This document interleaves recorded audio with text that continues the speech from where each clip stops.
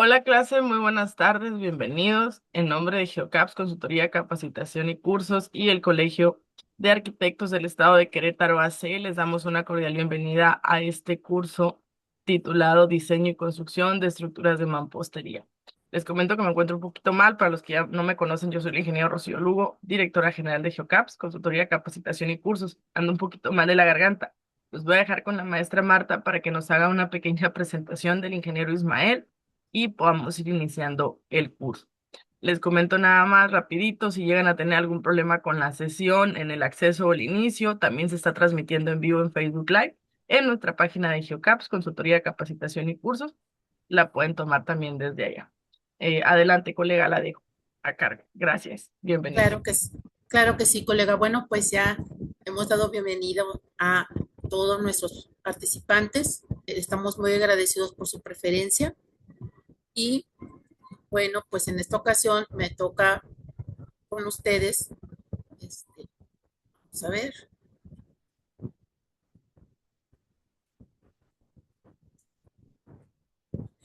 permítame tantito más.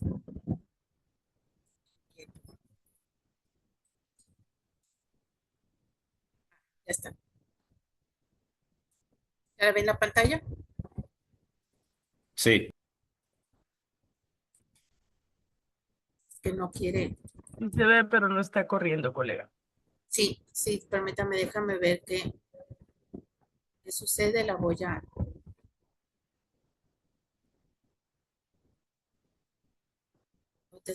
Ahorita sí corrió.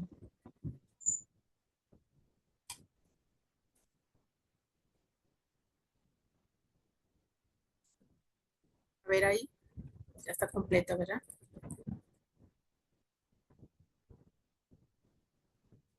Bueno, yo voy a dar la bienvenida y la presentación. Yo creo que me voy directo, aquí la tengo a la mano.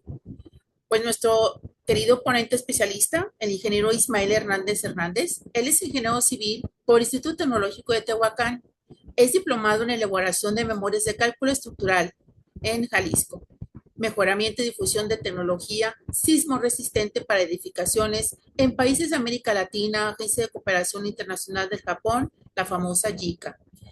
Capacitación sobre promoción de inversiones en reducción de riesgo de desastres a través del Plan Local de RRD, Agencia de Cooperación Internacional del Japón, JICA. Diplomado en Análisis y Diseño Estructural con ABC Ingeniería. Diplomado en Evaluación y Reforzamiento de Estructuras Dañadas por Sismo en Oaxaca. Diplomado en Explosivos en Incendios. Tiene una maestría en Construcción y Estructuras. Es DRO en la ciudad de Tehuacán, Puebla.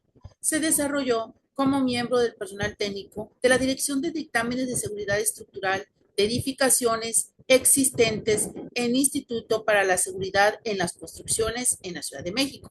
Actualmente, el ingeniero Ismael se desempeña como subdirector de prevención y atención a riesgos en Ciudad de México y forma parte pues del equipo de especialistas de GeoCaps, consultoría, capacitación y cursos. Muchísimas gracias, ingeniero. Dejo de compartir para que usted continúe. claro que sí, maestra. Muy buenas noches a todos. De antemano agradecer por la presentación, maestra Marta, a la ingeniera Rocío Lugo. Un abrazo muy fuerte, esperemos que se recupere pronto. Agradecer de antemano la oportunidad que nos da la empresa GeoCaps Consultoría, Capacitación y Cursos para poder brindar esta capacitación aquí con ustedes. Asimismo, agradecemos al Colegio de Arquitectos del Estado de Querétaro por la invitación para poder participar y colaborar con ustedes. Eh, de antemano, bueno, me presento nuevamente, soy el ingeniero Ismael Hernández, quien será la persona que estará compartiendo y dictando este curso. Eh, Listo, pues vamos a dar inicio. Me voy a permitir compartir mi presentación y lo único que les pediría sería que me indiquen si la pueden ver en modo presentación en pantalla completa.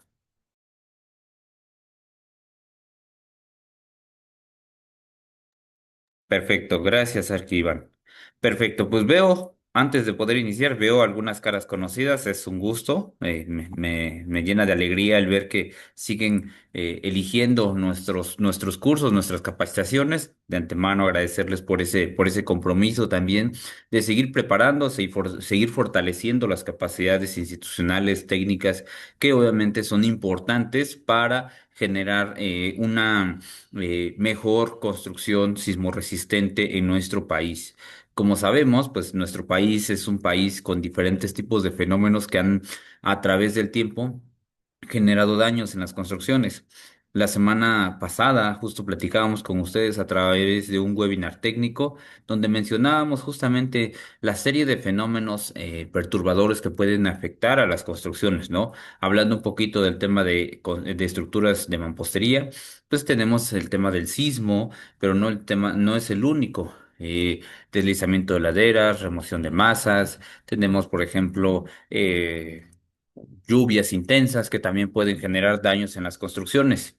Entonces, en ese sentido, pues bueno, yo les platicaba en aquel webinar, es importante poder evaluar estas condiciones para saber el impacto que van a tener sobre la estructura, sobre la construcción y obviamente poder plantear una construcción adecuada, resistente, que sea capaz de hacer frente a este tipo de situaciones, ¿no? Entonces, en ese sentido, pues la intención de este curso es poder proporcionar a todos los participantes, pues la información técnica necesaria para que ustedes puedan desarrollar, analizar, construir estructuras de mampostería adecuadas para la zona, el sitio en el que van a construir. Es importante comentar, también lo mencionábamos con anterioridad, no todas las construcciones que nosotros hagamos la podemos replicar de la misma forma y con como si fuera una receta hacia otro punto, hacia otro lugar. En cada zona, en cada lugar, en cada municipio, en cada ciudad,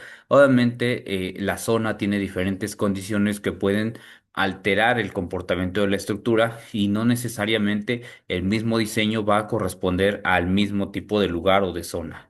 En ese sentido, pues es importante analizar todas las condiciones que hay para poder determinar justamente este tipo de condiciones. Hablamos del tema del tipo de suelo, las propiedades mecánicas del suelo.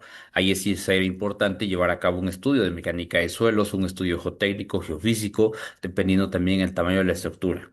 ¿Cuántos sondeos tenemos que hacer? Bueno, ya lo determina la norma de cimentaciones.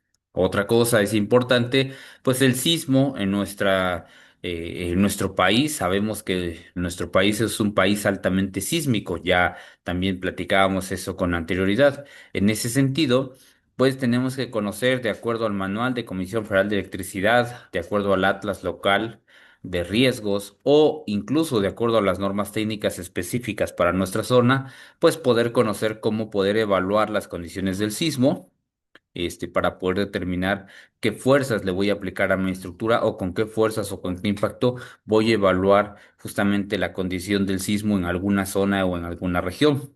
Para el caso específico de Querétaro, tenemos dos opciones. Bueno, hay tres opciones básicamente. La primera y la segunda básicamente van de la mano. Es el atlas local de riesgos que se tiene, aunque está un poquito desactualizado maneja la misma metodología del segundo, que sería el Manual de Comisión Federal de Electricidad, de diseño por sismo. Y la tercera opción que tenemos es poder utilizar el Prodicis. Tenemos una cuarta opción que sería contratar al laboratorio para que nos haga, instrumente la zona, por ejemplo, y nos pueda determinar los factores o los coeficientes sísmicos específicos para un lugar, alguna zona, para saber, decía un maestro en la maestría, para saber cómo se va a mover el suelo, ¿no? La música con la que va a bailar la estructura. Y eso, una vez que nosotros tengamos esos datos, pues podemos procesarlo a través de un software, por ejemplo, y poder generar el modelo matemático y saber el comportamiento que va a tener la estructura. ¿Sale? Ok, ¿qué otra condición tenemos que tomar en cuenta? Todavía no he avanzado la presentación, esto es importante, solamente estamos con el tema del preámbulo, ¿no? En el caso de la estructura, pues algo de lo que vamos a ver el día de hoy tiene que ver con los materiales de la estructura de mampostería. Más adelante vamos a ver qué es la mampostería y cuántos tipos de sistemas constructivos de mampostería conocemos. qué tipos de materiales vamos a utilizar en la mampostería para saber entonces, de acuerdo a las diferentes normas, qué características o propiedades mecánicas debería tener cada pieza para poder cumplir con los requisitos mínimos de seguridad y que se puedan implementar o ocupar. Entonces, adicional a ello, pues el tema dependiendo del sistema constructivo, ya sea una estructura confinada con castillos y dalas o ya sea una estructura reforzada interiormente con varillas y, bueno, aceros verticales y horizontales, pues tendríamos un armado diferente para cada zona o para cada lugar, ¿no? Adicional a ello, los sistemas de piso que también nos ayudan a, bueno, al generar un cuerpo sólido, nos ayudan a dar rigidez al sistema y transferir los momentos de manera adecuada, de tal forma que hay una absorción correcta de la energía que se genera por el sismo y se transmite a todos los elementos que componen el sistema de mampostería. Y obviamente de ahí se transmiten a través de todo el sistema hasta llegar a la cimentación y de ahí hacia el subsuelo. En este sentido, como acabamos de platicar, cada uno de los componentes, cada una de las partes son necesarias poder evaluarlas para saber el impacto que va a tener los diferentes fenómenos en las estructuras de mampostería. Bueno, vamos a continuar. Antes de poder avanzar ya con el curso, comentarles el banner que se está compartiendo justamente para este curso es el que ustedes ven ahí en pantalla para que lo tengamos un poquito claro y sepamos de qué versa este curso. Está planteado que se lleve a cabo en un horario de 7:30 a 10 de la noche, los días 22, 24, 25, 29, 1, 2, 6 y 7 de julio, ¿sale? Para que tengamos este ya las fechas claras y los horarios. El temario que vamos a estar abordando, esto es importante, tenemos ahí 10 temas, hablamos un poquito de las condiciones generales, de las estructuras de mampostería, los materiales que empleamos en las estructuras de mampostería, especificaciones generales de análisis y diseño, los diferentes tipos de mampostería, la mampostería confinada, la mampostería de piedras naturales, que ahí vamos a hablar ya un poco de aspectos técnicos, ver algunos ejercicios, algunos ejemplos de cómo analizar o cómo evaluar o revisar incluso la resistencia, ya sea carga vertical, a momento o a cortante de cada uno de los muros que tenemos en una edificación. Incluso la idea es que pudiéramos conocer o analizar y determinar cuál es la fuerza que actúa en cada uno de estos elementos. ¿Sale? Tenemos abajo el análisis y diseño de la estructura de mampostería de piedras naturales, ya decíamos esta parte. Recomendaciones con el tema de construcción. Algunos compañeros se han quedado con algunos criterios que se utilizaban en normativas pasadas. Algo, por ejemplo, de lo que vamos a ver es que, como ustedes saben, por ejemplo, lo que decíamos de la escalerilla, la famosa escalerilla como refuerzo horizontal que se utilizaba con anterioridad, pues la norma como tal ahora te prohíbe su uso. Anteriormente, pues todavía se utilizaba, ¿no? Y aún así, a pesar de que ya lleva varios años en la norma especificado que ya está prohibido el uso de la escalerilla para refuerzo horizontal, seguimos encontrando obras con este tipo de refuerzo. Entonces, la intención en este capítulo, en el capítulo 7, es poder mostrar diferentes cambios que han tenido las normas de mampostería para poder implementar y mejorar nuestros procedimientos de construcción. Ahí será importante en conjunto tanto el tema 7 como el tema 8, que habla sobre la inspección y control de obra, un poco profundizar en los aspectos constructivos, pero también especificaciones en planos. ¿Cuál es el contenido mínimo que debe de llevar un plano de una estructura de mampostería? ¿Por qué lo comentamos? Porque a veces no tenemos las especificaciones adecuadas ni completas y suponemos algunas cosas. Entonces, bueno, vamos a tomar parte de lo que nos habla la norma al respecto. Eh, en el tema 9 hablamos un poquito de la evaluación y rehabilitación de las estructuras de mampostería, algunas técnicas de rehabilitación que muchas de ellas incluso ya están plasmadas en la norma, solamente la vamos a tomar. Y en el tema 10 hablamos sobre el ejemplo práctico de diseño estructural de una casa habitación de 2 niveles.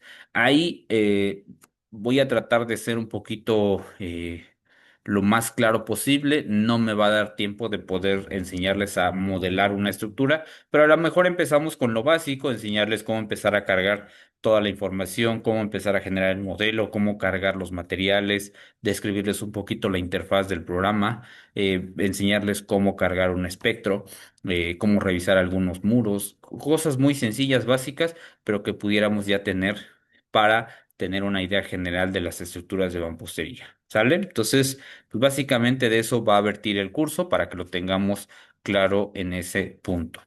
Dejo de compartir. Ya, perfecto. Ok, dentro de los requerimientos generales, digo, ya lo sabemos, esto es muy común en todos los cursos que sean de que seguramente ustedes han tomado.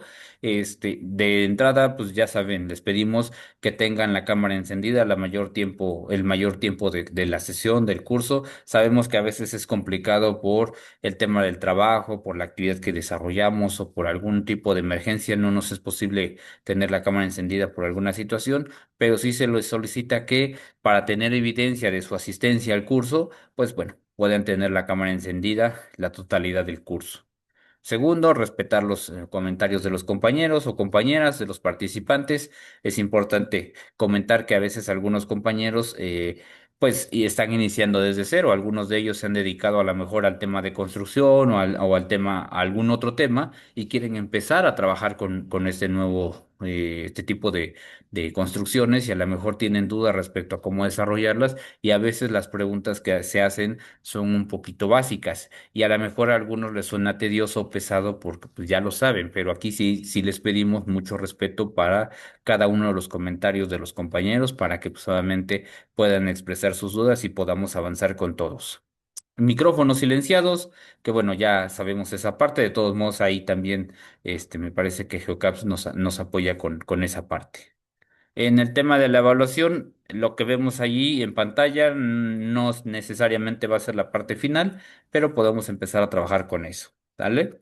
Ahí dice ejercicios en clase, entonces tomen en cuenta que sí, va a haber ejercicios en clase y va a haber tareas. Perfecto. Seguimos entonces. Bueno, creo que eso se los van a comentar después, o se supone que, bueno, también ya lo saben, para poder acreditar ahí con el colegio, también les pide ahí por poder acreditar con una evaluación adicional. Me parece que es una evaluación de CBCAP, algo así, pero bueno, ya les comentarán esa parte más adelante. Ok, pues vamos a avanzar. Vamos a empezar ya con la parte técnica.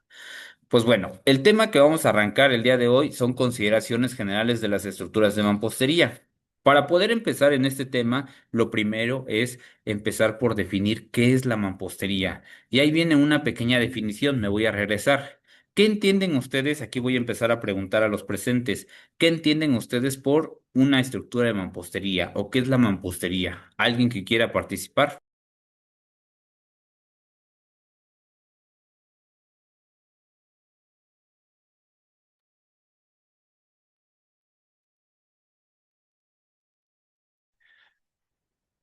Ok, bueno. Vamos a empezar. ¿Qué es la mampostería? La mampostería como tal viene definida en la norma técnica de diseño y construcción de estructuras de mampostería como una estructura compuesta, integrada por piezas de origen ya sea natural, pétreo o pueden ser de tipo artificial. Las de origen natural o origen pétreo tienen que ver con piezas que encontramos en la naturaleza, ¿no? Y piezas artificiales que normalmente llevan un proceso de fabricación, ¿no? Por ejemplo, el block, el tabicón, el ladrillo, el block, el adobe, son piezas de origen artificial. Dice que por lo general son lo suficientemente pequeñas como para ser manejadas por una sola persona y que son unidas a través de un mortero de tipo aglutinante. ¿Sale? Si nosotros revisamos esta definición, una estructura que está hecha a base de piedra brasa, que por ejemplo ocupamos para una cimentación de una casa habitación o un muro de contención de piedra, o por ejemplo una vivienda de adobe, una vivienda de tabique, de ladrillo, de block, de tabicón. Si ustedes revisan esa definición, todas estas estructuras entran dentro de esta definición. Y esto es importante porque más adelante vamos a analizar que en el caso de las estructuras a base de piedra, pues se revisan con otro tipo de fórmulas, pero también vienen consideradas en la norma. ¿Sale? Entonces, ¿Dudas ahí con el tema de la definición de la mampostería para tenerlo claro? No, perfecto. Ok. Si alguien durante la presentación tiene alguna duda, con todo gusto puede levantar la manita y le damos la atención. O incluso puede ponerlo ahí en el chat y también damos respuesta a su pregunta, su duda, su inquietud. Ok, en pantalla ustedes están viendo varios ejemplos de estructuras de mampostería. Ahí al principio vemos una estructura, una edificación a base de muros, ¿sí? Vemos muros de tabique rojo, de ladrillo recocido, confinado con castillos en los extremos y por ahí vemos algunos castillos adicionales. Más adelante vamos a revisar si efectivamente estos criterios que vemos aquí cumplen con lo que dice la norma. Del lado derecho vemos también, por ejemplo, una estructura que está compuesta a base de muros, pero vemos que estos muros tienen piezas huecas. Si revisamos un poquito la definición que tenemos en la parte anterior, no dice nada en relación a que si las piezas deben de ser huecas o macizas. Por lo tanto, esta también es una estructura de mampostería. Si nosotros recordamos, este tipo de construcciones normalmente llevan un refuerzo interior ya sea, por ejemplo, normalmente son varillas verticales y varillas horizontales que forman una malla interna que refuerzan la estructura. Esta se les conoce como mampostería con refuerzo interior o reforzadas interiormente. Había una entre estas dos que era la mampostería confinada interiormente. Ese tipo de piezas o de ese tipo de mampostería tenían muros de hasta 20 centímetros de ancho con celdas que al interior alojaban castillos.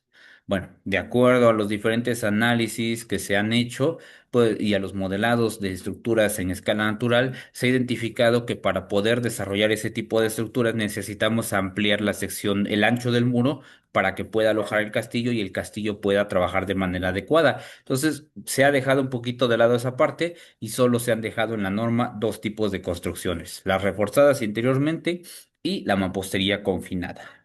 Del lado derecho tenemos nuevamente una estructura de mampostería. Si vemos, no se observan castillos y por la altura que tienen, seguramente es una estructura de mampostería reforzada interiormente. Esta de acá es ladrillo y la del lado derecho, pues puede ser una pieza de tezontle, ¿no? Que lo conocemos, o tepecil, perdón, blanco, y obviamente el refuerzo viene al interior. ¿Sale? En la parte de abajo tenemos dos construcciones típicas de la Edad Antigua, ¿no? Bueno, que a la fecha también se siguen. Últimamente el tema del adobe ha tomado mucha relevancia y mucha importancia. La imagen que vemos en la parte de abajo hace referencia a una construcción pequeña de adobe. Esta estructura de adobe, aunque en la actualidad a veces le tenemos un poquito de desconfianza, pues la verdad es que este tipo de construcciones son muy resistentes. En la antigüedad podían construir estructuras de adobe de hasta 2 o 3 niveles. Actualmente las hemos dejado. ¿Por qué? Bueno, porque las técnicas de construcción se han dejado y a veces no sabemos cómo desarrollarlas. Bueno, estas tienen ciertas características que también se tienen que cumplir. Pero bueno, ahí está una construcción de adobe, también es una estructura de mampostería. Y esta última imagen que vemos ahí tiene una doble función.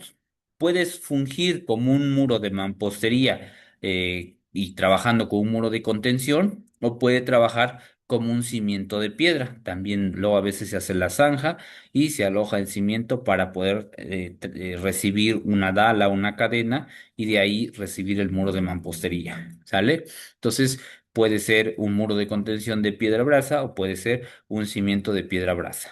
Ahí está. Estos ejemplos que vemos aquí en pantalla son, bueno, valga la redundancia, son ejemplos de estructuras de mampostería que nos vamos a encontrar. ¿Por qué es importante conocer esto? Bueno, cada una de ellas tiene sus características que vamos a revisar a través de este curso y bueno, también si en algún momento nos toca emitir, por ejemplo, un dictamen de estabilidad, de seguridad estructural, de habitabilidad, un visto bueno de seguridad y operación, pues es necesario poder describir la construcción para poder entenderla y determinar si efectivamente la estructura es segura, es estable, cumple con los requerimientos que marca la normativa y el reglamento de construcciones, estados límites de falla y estados límites de servicio. ¿Sale? Perfecto. Vemos una diapositiva, obviamente no me voy a detener a leer esta diapositiva. Esta diapositiva simplemente me habla de la historia que tiene la mampostería a través de los tiempos, cómo se empezó a desarrollar. Al principio la estructura de mampostería sí efectivamente se utilizaba, sin embargo, cuando ya empezamos a tomarle conciencia al tema de los sismos, la estructura de mampostería se dejó de utilizar como una estructura resistente. De hecho, solo se utilizaban como muros divisorios, no se le tenía mucha confianza para una estructura adecuada, ¿no? Sabemos que en nuestro país la estructura de mampostería es una de las estructuras que se hace o se construye más por su doble función. Un muro de mampostería tiene una doble función. Una es resistir, obviamente, tanto cargas verticales como cargas laterales, pero a su vez también nos sirve estéticamente para dividir los espacios, ¿sale? Además de que no necesitas mano de obra tan calificada para el diseño y la construcción, bueno, para la construcción de este tipo de estructuras, a diferencia de una estructura de acero, que necesitas o requieres un soldador certificado para la aplicación de la soldadura, requieres un inspector para verificar la aplicación de la soldadura, requieres un análisis un poquito más detallado y más refinado en este tipo de construcciones. Si nosotros revisamos, la mayor construcción que se hace en nuestro país es de mampostería y de ese un gran porcentaje está hecho o destinado para vivienda.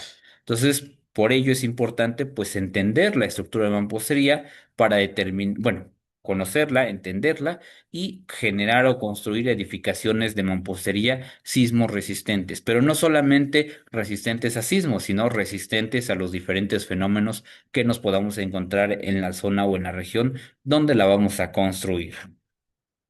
Para evaluar estas condiciones en México, pues se publicó y se publicó, sí, la norma técnica complementaria para diseño y construcción de estructuras de mampostería, la cual establece o estipula los requisitos mínimos para analizar, para detallar y construir las estructuras de mampostería.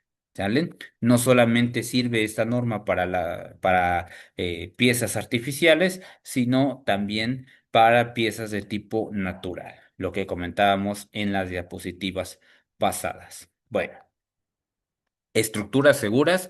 ¿Qué nos dice el reglamento de construcciones? Es importante comentar que mucha de la información que vamos a estar presentando en este curso va a ser tomada con base en el reglamento de construcciones para el Distrito Federal y sus normas técnicas complementarias en la versión 2023. Vamos a tocar algunos temas relacionados a algunas zonas diferentes a Ciudad de México, como lo es Querétaro, y algunos lugares o zonas adicionales. ¿Sale? En el artículo 146 y 147 del Reglamento de Construcciones nos habla sobre la condición de los sistemas estructurales. ¿Qué son los sistemas estructurales? Todos sabemos que los sistemas estructurales son el conjunto de elementos que te ayudan a resistir y a transmitir las cargas. Hablamos de muros, losas, traves, dalas, columnas, en la propia cimentación, contrafuertes, contravientos, son elementos que nos van a ayudar a transmitir toda la energía que se genera en la estructura a través de todo su conjunto hasta llegar a la cimentación y de ahí hacia el terreno. ¿Sale? Es importante tener claridad de esto. Ahora bien, el reglamento nos dice, toda edificación debe tener un sistema estructural adecuado que permita el flujo de todas las cargas considerando las diferentes acciones y sus diferentes combinaciones. ¿Por qué hablamos de combinaciones? Bueno, como saben, eh, se analiza una estructura pensando que ésta va a estar sometida a diferentes acciones al mismo tiempo. Es decir, que puede estar sometida a cargas de servicio, como lo es la carga viva, la carga muerta o el peso propio de la estructura, y estar al mismo tiempo recibiendo el impacto de a lo mejor del sismo o del viento, considerando cierto porcentaje de cada una de estas acciones aplicadas dentro de la estructura. Entonces, esa combinación de acciones con esas combinaciones de carga o esos casos de carga los vamos a tener que considerar para que la estructura sea segura. Y nos dice que en ningún momento la estructura debe sobrepasar ni los estados límites de falla ni los estados límites de servicio. ¿Y qué son estos estados límites que nos menciona el reglamento de construcciones? Bueno. Los estados límites de servicio son aquellas condiciones que no ponen en riesgo la estructura a un punto de colapso, pero sí generan una condición que a veces se vuelve un poquito molesta, ¿no? Para una construcción. ¿A qué nos referimos con esto? Empiezan a generar alguna condición incluso a la población, así como un poquito de alarma, ¿no? Hablamos de la aparición de fisuras, grietas, deformaciones, pandeos, vibración excesiva, son condiciones que nos representan que estamos sobrepasando el estado límite de servicio. No generan una condición de colapso de la estructura, pero sí nos hablan de una condición inadecuada del comportamiento de la estructura que se tiene que revisar. Y el segundo estado límite es el estado límite de falla. ¿Y a qué nos referimos al estado límite de falla? Bueno, pues como su nombre lo dice, habla de una condición de falla que pudiera tener la estructura. ¿Sale? ¿Dudas o preguntas hasta este punto?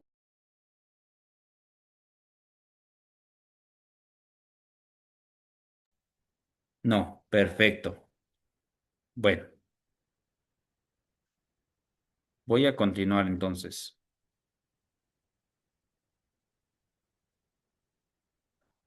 Ahora, perdón, antes de poder pasar a esta parte, les menciono, en la sección de abajo, aquí donde dice reglamento de construcciones, les dejé la dirección electrónica donde ustedes pueden consultar la última versión del reglamento de construcciones. Como les comentaba, y me regreso a la diapositiva anterior, también vamos a hablar de la norma técnica de mampostería. Dejo de compartir. ¿Dónde puedo consultar esta norma? Bueno, aquí yo ya la tengo abierta, se las voy a mostrar. Ahí está. Pero, pues, obviamente, si en algún momento no la encuentran o quieren buscar la versión más actualizada, lo pueden hacer de la siguiente manera.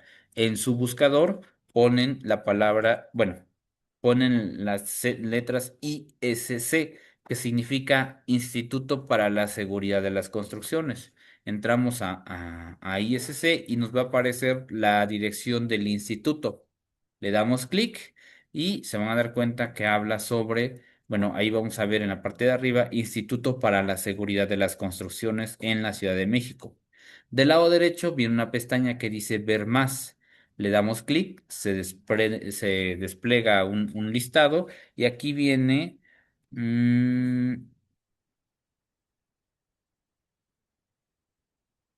las normas técnicas complementarias en la versión 2023. Antes de poder cambiar bueno, abrir las normas, quiero mostrarles esto de acá. Viene la propuesta técnica para la revisión. ¿Sí? Tenemos todavía hasta este mes, al día 30, para poder recabar las propuestas. Si ustedes en algún momento han visto que a lo mejor la norma tiene alguna condición que podamos mejorar o algún aspecto que a lo mejor no se tomó en cuenta, no se consideró, o a lo mejor en alguna propuesta de investigación vieron algo que es importante poderlo tomar en cuenta, pues bueno, lo podemos hacer a través de esta liga electrónica. ¿Sale? Ok. Entonces, les decía, me regreso nuevamente, aquí está. Y normas técnicas complementarias en la versión 2023.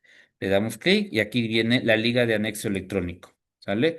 Este anexo electrónico que ustedes están viendo ahí en pantalla que acaba de abrir, pues es el de la norma técnica complementaria. Aquí vamos a encontrar la del diseño, la de criterios y acciones para el diseño estructural de edificaciones, pero si yo me voy a la página 1320, voy a encontrar la norma técnica complementaria para diseño y construcción de estructuras de mampostería. ¿Sale? Les comparto la liga electrónica para que puedan entrar a esta página. ¿Sale? ¿Dudas, preguntas o comentarios?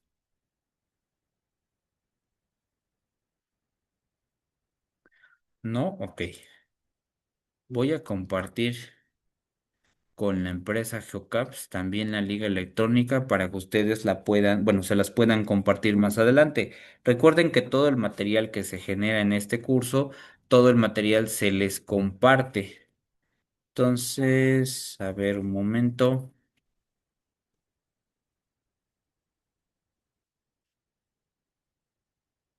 Listo. Perfecto. Me regreso entonces a la presentación.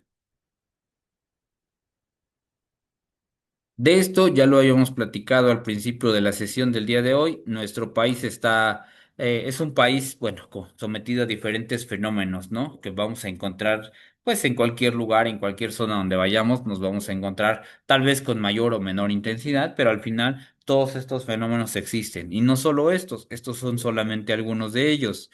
En el tema del sismo, conocemos la regionalización sísmica de México, de nuestro país. Yo les pregunto, por ejemplo, a los compañeros que están en el estado de Querétaro, ¿a qué regionalización, a qué zona pertenecen? A ver si se acuerdan. Recuerden que de acuerdo al manual de Comisión Federal, tenemos cuatro zonas, sísmicas en nuestro país. La pregunta sería, ¿saben dónde está Querétaro?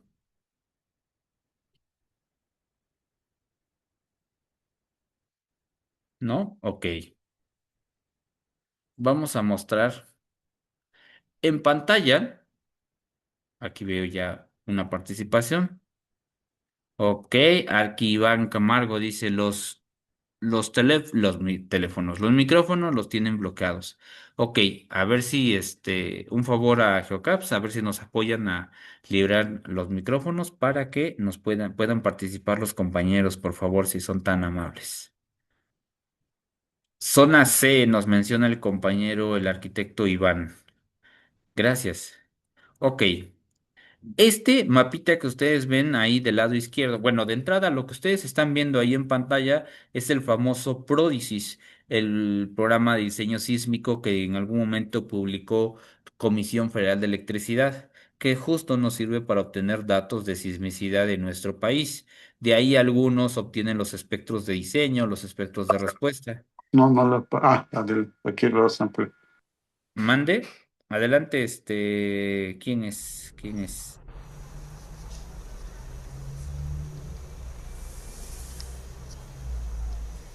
Ernesto, creo que sí es Ernesto. Adelante, Ernesto. No, no, no, no fui yo, Inge, pero buenas noches a todos. Muchas gracias. Al contrario, perfecto. Ok, un favorzote, ya nos habilitaron los micrófonos, nada más ahí hagamos buen uso de de este medio para que todos podamos participar. Ok, perfecto. Entonces les decía, este pequeño software lo crea Comisión Federal de Electricidad y sirve para el diseño de estructuras específicas para comisión. Sin embargo, lo utilizamos como un elemento de referencia, ya que no existe alguna normativa adicional al respecto, ¿no? En este sentido, se supone que cada entidad, cada comunidad, cada municipio y cada estado debería crear su propia normativa, considerando los fenómenos que existen para cada región. Desafortunadamente eso no ha pasado, ¿no? Si nos ponemos a analizar los reglamentos de construcciones, nos vamos a dar cuenta que en algunos municipios, algunos estados, ni siquiera existen reglamentos de construcciones o los reglamentos de construcciones más recientes, pues tienen más de 15 años que no se han actualizado, ¿no? Pero bueno, ese es tema de otra presentación. En este sentido, mostrarles este programita. Lo vamos a trabajar en una sesión más adelante. De entrada, ahorita nada más es como platicarles un poquito de la regionalización sísmica que tenemos en nuestro país. Zona A, zona B, zona C y zona D, ¿no? Nos dice que el caso de Querétaro es zona C. Habrá que ver aquí. Vamos a ver el municipio de Querétaro, en dónde está. Y vamos a irnos a Querétaro, Querétaro. Y nos dice, vean, aquí en la parte de abajo, no sé si ustedes lo están viendo, por favor, indíquenme a qué zona pertenece de acuerdo al Pródisis. B. Zona B, así es. Y bueno, obviamente aquí está el espectro de respuesta, pero este va a cambiar dependiendo la zona o la región. Voy a borrar los dibujitos y vamos a actualizar. ¿Qué pasa si yo quiero una nueva ubicación? Vámonos a Querétaro, pero ahora vamos a, no sé, Corregidora. Bueno, pues en Corregidora nos está buscando, Corregidora.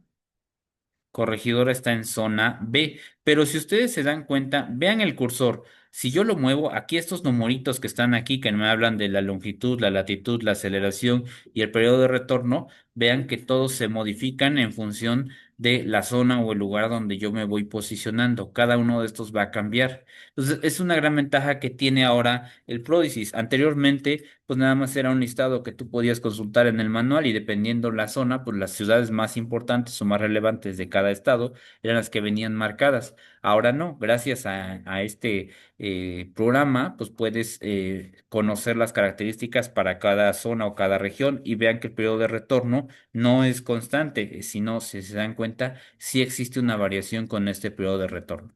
Ahora bien, tú puedes tomar el periodo de retorno que viene plasmado directamente en el pródisis o puedes manejar un periodo de retorno diferente. Ya lo veremos más adelante el por qué puedes hacer esta condición.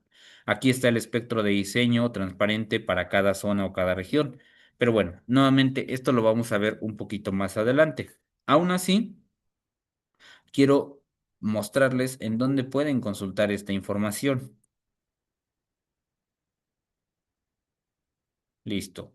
Entonces, aquí vamos a ponerle Prodicis, ¿sí? La primera que te va a aparecer es la página del Instituto Nacional de Electricidad y Energías Limpias y ahí dice Prodicis en letras grandes. Listo. Esta página se las voy a compartir, por favor. Consúltenla y vean, la ventaja de este software es que es totalmente gratuito. Sí, es una herramienta que nos proporciona este CFE y va vinculado al Manual de Diseño de Obras Civiles de diseño por sismo con su versión 2015. ¿Cómo lo puedes descargar? Bueno, en la parte de abajo viene una opción que dice descargar y te pide el correo electrónico, ¿sale? Entonces, aquí tú puedes colocar tu correo electrónico, por ejemplo, ahí está mi correo electrónico, y me habilita en automático el botón que dice descargar. Yo le doy clic en descargar y lo descarga. En este caso yo no lo voy a hacer ya que yo ya lo tengo instalado, pero ustedes sí lo pueden descargar. Ahora, del lado derecho tengo los requerimientos para poder hacer la instalación del programa y no tengamos ningún inconveniente. Pero ¿qué pasa si por alguna situación a lo mejor mi equipo no tiene las características o los requerimientos adecuados para la instalación? No se preocupen, pueden manejarlo a través de la plataforma en línea. Aquí está, Prodigy en línea. Pueden igual, aquí están las coordenadas, la localidad, pueden hacer la localización y poder calcular los parámetros que correspondan.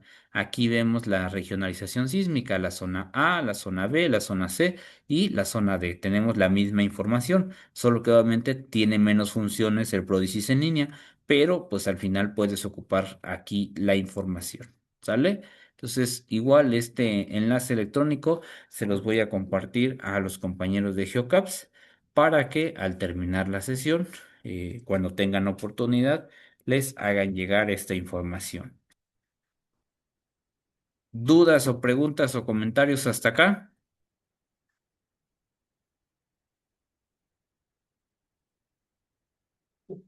No, perfecto. Gracias, Israel Lozano. Ok, voy a cerrar este. Ah, y bueno, y nada más yo les pediría que podamos instalar el Prodigy, ya que lo vamos a ocupar en una sesión más adelante, ¿sale? Entonces ahí tienen ¿cómo se llama? Tiempo para poder hacer la instalación. La próxima sesión, hoy es lunes, martes, el miércoles tenemos la próxima sesión. Lo vamos a ocupar no el miércoles, seguramente hasta la siguiente sesión. Tienen todavía un par de días para poder hacer la instalación. Háganlo porque muchas veces no lo hagan al momento o al último, a minutos antes de iniciar la sesión, porque luego a veces la computadora te pide instalar algunos complementos y entonces si no lo tienes, si no tienes esos complementos, no corre adecuadamente. Entonces, pues bueno, háganlo con anticipación por si les hace falta algún requerimiento, lo puedan descargar y lo puedan instalar. ¿Vale? Perfecto. Sigo entonces. ¿Qué pasa si yo voy a evaluar condiciones de viento? ¿Por qué? Ah, bueno, simplemente pues porque a lo mejor la zona donde yo voy a trabajar o donde voy a construir mi vivienda, pues simplemente el impacto del viento es muy fuerte, muy grande. Necesito considerar esta condición. Ah, pues entonces igual CFE me permite a través de de esta pequeña aplicación que se llama Sistema Viento, que igual es por parte del Instituto de Electricidad y Energías Limpias, tú puedes hacer la descarga y la instalación. Aquí está. Nuevamente, aquí está la página del instituto y igual, si tú colocas aquí tu correo electrónico, en automático te activa el botón de descargar y en la parte de abajo también te dice Sistema Viento en línea y tú puedes ver los mapas de isotacas que tenemos ahí dependiendo los diferentes periodos de retorno. Digo, a lo mejor no es tema de este curso, ¿no? Pero por ejemplo, si yo quiero revisar una estructura temporal, que es un escenario, por ejemplo, una carpa, pues necesito tomar el mapa de isotacas con un periodo de retorno de 10 años. ¿Por qué? Pues para la condición que voy a tener para esa estructura temporal, ¿no? Pero bueno, no es tema de este curso, de estructuras temporales, pero bueno, salió el comentario y es importante que ustedes lo puedan conocer. Entonces, nuevamente, esta dirección electrónica también se las voy a compartir a los compañeros de GeoCaps, se las comparto a ustedes para que la puedan tener y se los comparto también a los compañeros de GeoCaps.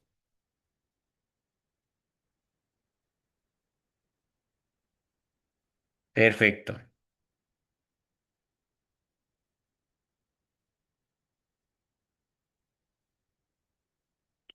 Me regresé a la presentación. Seguimos entonces.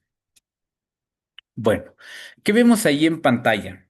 Hablábamos un poquito de las consideraciones generales de las estructuras de mampostería. En 2017 tuvimos muchas construcciones dañadas a raíz del impacto de los sismos. Vemos justamente esta construcción. Esta construcción está bueno, estaba ubicada en la alcaldía Benito Juárez, ahí en la colonia Narvarte, sobre la calle Enrique Repsamen 241. Resulta que ustedes ven ahí dos imágenes. La primera es una imagen previa al impacto del sismo y la otra es cómo queda el edificio después del sismo. Bastaron unos cuantos segundos para que la estructura fallara. Si ustedes observan y comparamos y hacemos una cuenta, tenemos planta baja, ¿no? Planta baja, primer nivel, segundo nivel, tercer nivel y cuarto nivel. ¿Vale? Ahora, si empezamos a contar desde arriba, este es el cuarto nivel, tercer nivel, segundo nivel y primer nivel. ¿Qué pasó con la planta baja? Pues la planta baja queda completamente colapsada. Ahora, revisando la imagen un poquito más a detalle, bueno, de entrada nos damos cuenta que es una estructura que pues ya tiene varios años de haberse construida, ¿sale? Identifiquemos el sistema estructural. Eso es muy importante. Cada vez que se evalúan los daños en las construcciones, el identificar correctamente un sistema estructural nos va a dar la pauta para poder determinar si efectivamente el nivel de riesgo que tiene a raíz de los daños que presenta, pues efectivamente es alto, medio o bajo. ¿Vale? Entonces empezamos a identificar que a un lado tenemos una construcción casi con la misma altura y que los niveles de entrepiso casi coinciden, a excepción al que tenemos en la planta baja, no hay un semisótano prácticamente, ¿sale? Segunda cosa importante que tenemos que ver, si ustedes revisan la imagen un poquito a detalle, se van a dar cuenta que ya presenta grietas inclinadas, ¿sí? Eso, ¿qué me evidencian? Pues seguramente me están hablando de a lo mejor un tema de asentamiento o de hundimiento que pudiéramos tener en la construcción. Segundo. Tercero, el sistema estructural. Si ustedes observan, en planta baja yo tengo un sistema estructural a base de columnas, una losa plana, ¿sí? Y aquí vemos un abaco, un capitel, ¿sale? Pero del otro lado no vemos nada que nos ayude a absorber justamente los esfuerzos de corte provocados por el punzonamiento de la losa que tiene la columna sobre la losa. ¿Sale? En planta baja tenemos una, dos y tres columnas con una dimensión pues prácticamente de 20 por 20. Subimos y en los niveles superiores yo tengo un elemento aquí que me habla de un muro y tengo una pequeña mocheta, ¿sale? Más aparte, la columna que tengo un poquito más, que está remetida, otra columna acá, una mocheta de mampostería y nuevamente un muro acá. Si revisamos, la rigidez que tiene este entrepiso es mucho mayor que la rigidez que yo tengo en planta baja, ¿sale?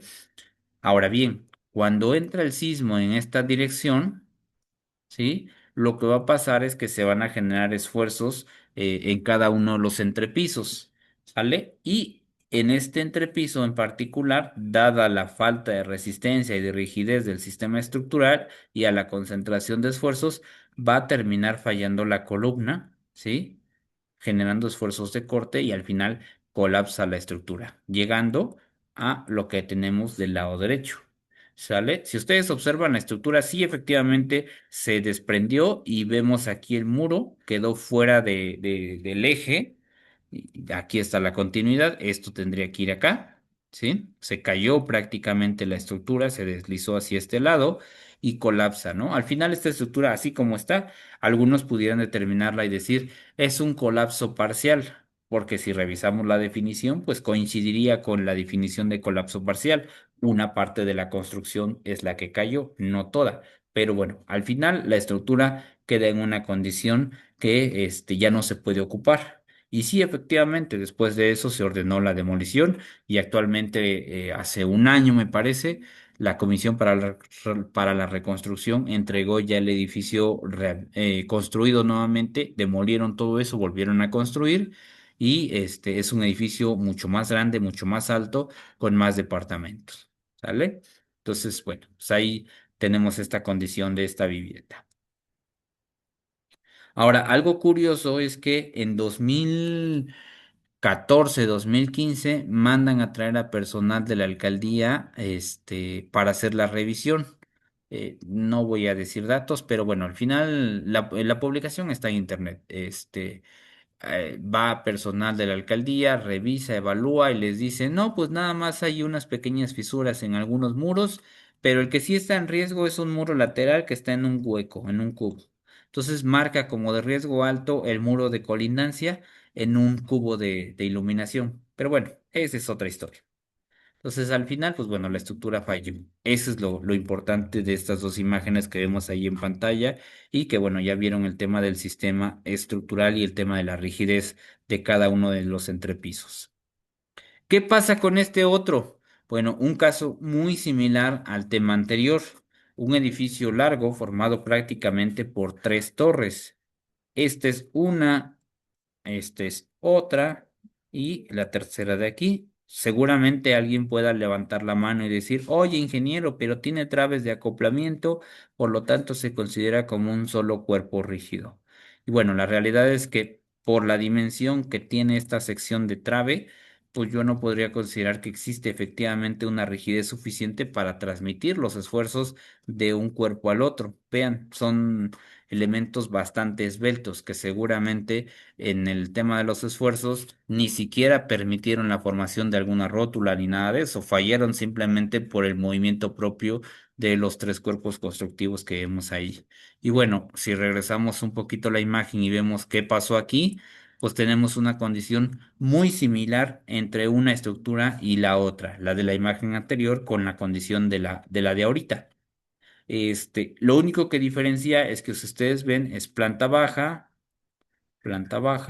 primer nivel, segundo nivel, tercer nivel, cuarto nivel, y si empezamos de arriba es cuarto nivel, tercer nivel, segundo nivel, y la pregunta sería, ¿y dónde está el primer nivel y la planta baja? Pues la verdad es que no está, ¿no? Todo eso se pierde acá. Y en el muro, si ustedes alcanzan a ver, voy a borrar la figurita, se van a dar cuenta que aquí está marcado el castillo de un lado de la mocheta, pero del otro lado, aquí no hay nada. ¿Sí? La pregunta sería, ¿dónde está el castillo? Y ahorita vamos a platicar entonces cuáles serían esos requisitos que debe cumplir la mampostería, pues primero para considerarse como mampostería confinada y segundo, pues para ver qué impacto va a tener el cumplir con los requerimientos que nos da la norma. ¿Sale? ¿Dudas o preguntas o comentarios con respecto a esto que estamos comentando y hasta aquí con el curso?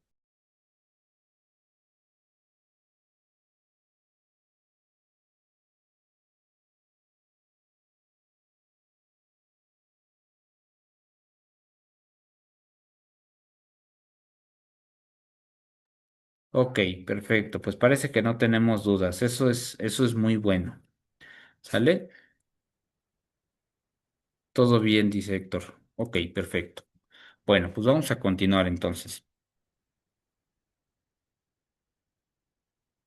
Ahora bien, nos dice la literatura a nivel nacional e internacional, los japoneses, algo que nos han enseñado mucho, es que los desastres no son naturales, ¿no? Luego se volvió muy célebre esa frase, ¿no? Después del 85 o a raíz del 85, que era los desastres naturales, ¿no? Pero la realidad es que los desastres naturales no existen. Los desastres son una construcción social. Nosotros construimos los desastres. ¿Y cómo construimos, ingeniero, los desastres? Bueno, pues de entrada, en una construcción de mampostería que colapsó, pues seguramente por el mal diseño, la mala conceptualización, un mal criterio de diseño estructural, falta de criterio, falta de supervisión, materiales de mala calidad, no colocar el refuerzo suficiente, la resistencia inadecuada del concreto, la mala calidad de la obra, no sé, muchos aspectos que van sumando y que generan condiciones de vulnerabilidad en la estructura y al final, con el impacto de los fenómenos, pues viene la falla de la estructura. Y nuevamente, fue a causa a lo mejor del impacto de un fenómeno natural, pero el desastre no fue la consecuencia de una condición natural o del impacto del fenómeno natural, sino más bien de una condición provocada por un cúmulo de cosas que fueron propias de la intervención de la mano del hombre. Es cuanto. Adelante, Carlos.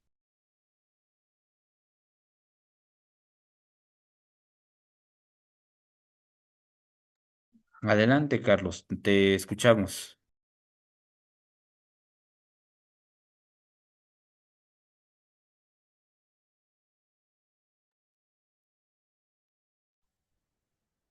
No me activan el micro. De hecho, creo que tú lo puedes activar, Carlos.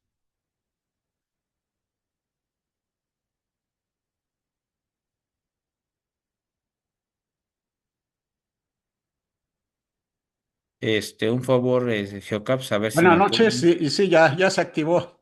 Ya, perfecto, adelante. Sí, es una pregunta desfasada un poquito de tiempo porque no lo podía activar, una disculpa. No se preocupe.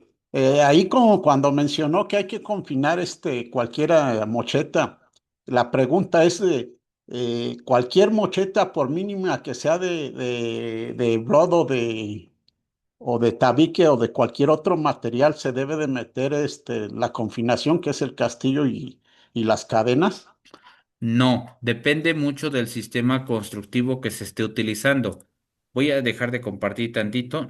Lo vamos a ver un poquito más adelante. Aún así, nada más me voy a apoyar un poquito de una imagen para poder dar contestación a su pregunta. Por ejemplo, esta es la norma de mampostería, la que ya habíamos comentado. En el capítulo 6 me habla de la mampostería confinada. Y aquí vienen los requisitos para Castillos y Dalas. Si yo abro el capítulo 6, me voy a dar cuenta que aquí, que me habla sobre la construcción confinada, viene una imagen que me hace referencia a los requisitos para las estructuras de mampostería confinada y me indica en qué zonas o en qué lugares o en qué región de la estructura tengo que colocar el confinamiento con las cadenas y los castillos. Eso nuevamente lo vamos a ver más adelante, pero vienen varios requisitos que aquí en esta imagen, en la figura 6211A, vienen plasmados para que lo tengamos claro. Pero lo vamos a ver más adelante. Ahí vienen incluso algunos, voy a ver por acá, unos croquis adicionales para confinar lateralmente y que podamos ver cómo quedan las fachadas. Un momento, un momento. Mm, perdón.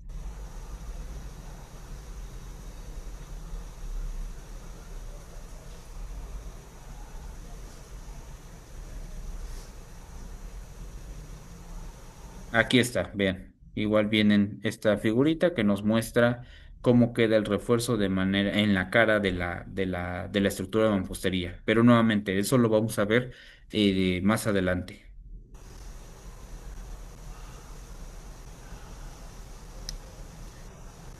Ok, perfecto. No sé si con eso dimos atención a su pregunta, Sí, sí, gracias con eso. Excelente, gracias. al contrario, gracias. Y dice, ¿por qué no se pueden quedar permanente y nosotros controlamos nuestros micros? Déjeme revisarlo con los compañeros de GeoCaps. Es que luego a veces activan los micrófonos y ya nos pasó en alguna ocasión que se hicieron comentarios inapropiados, ¿no? Entonces, de gente que no pertenecía al curso, pero bueno, al final, por eso se trata de controlar un poquito el tema de la comunicación. Aún así, reviso con GeoCaps para ver esa posibilidad.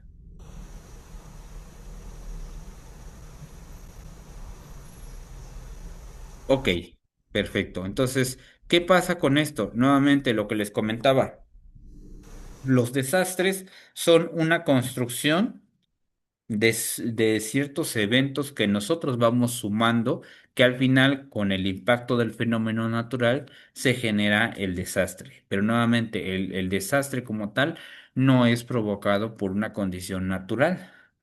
Por ejemplo, no sé, estoy hablando en voz alta. Si allá en el cerro, en la loma, en la selva, en el bosque, se cae un árbol o se deslava parte del cerro, pues mientras no existe infraestructura que se pueda dañar, viviendas que se puedan afectar, pues no pasa nada, ¿no? Efectivamente, hubo un deslave y lo que ustedes quieran.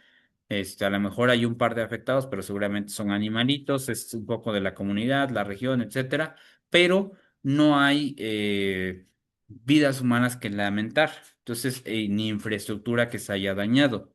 Entonces, en ese sentido, en una comunidad, en una región donde sí impacta un fenómeno, por ejemplo, el huracán Otis llega, impactó en las costas de Guerrero y todo las ráfagas de viento hicieron que las estructuras, algunas se dañaran, las cubiertas colapsaran, algunos espectaculares cayeran, pues todo eso ya es una condición de desastre, pero es provocada por la condición de la mala construcción, la mala supervisión, una mala cuantificación del impacto del fenómeno, etcétera, ¿no? Diferentes condiciones. Pero bueno, y vemos ahí en pantalla tres imágenes.